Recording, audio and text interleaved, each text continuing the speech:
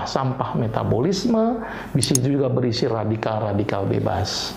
Maka itu bekam ini sangat luar biasa untuk mengeluarkan tadi sisa-sisa sampah metabolisme. Maka itu bekam ini bisa bermanfaat untuk beberapa aspek penyakit. Ada sesuatu yang unik dari bekam ini.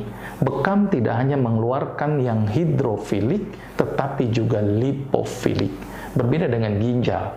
Ginjal hanya yang hidrofilik saja yang difiltrasi atau disaring. Tetapi bekam, filtrasi melalui dinding endotelnya tidak hanya yang hidrofilik, tetapi yang juga lipofilik atau larut dalam lemak.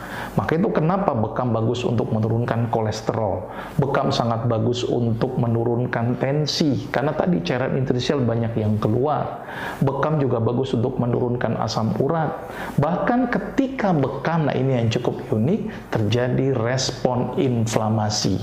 Karena ditusuk, karena ditoreh, maka bekam membuat proses peradangan buatan, atau kita sebut namanya artificial inflamasi.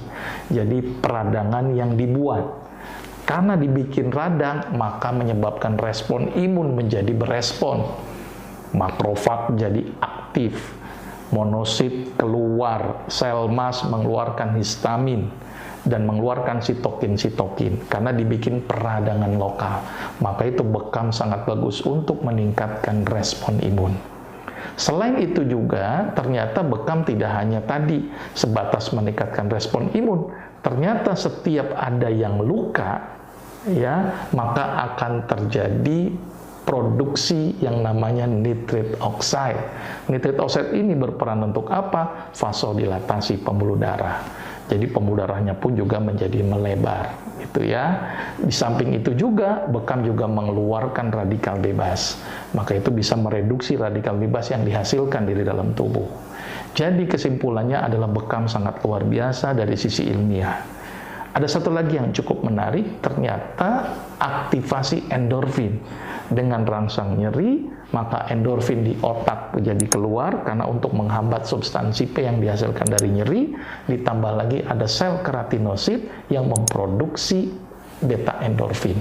Jadi ternyata beta endorfin ini juga teraktivasi dengan adanya rangsangan bekam. Nah, ini gambaran sedikit bagaimana mekanisme bekam ya secara ilmiah. Jadi terjadi penumpukan cairan interstisial kemudian dibuang, sampah-sampah metabolisme juga dibuang, terus kemudian respon inflamasi jadi meningkat, aktivasi nitrit oxide, dan keluarnya radikal-radikal bebas.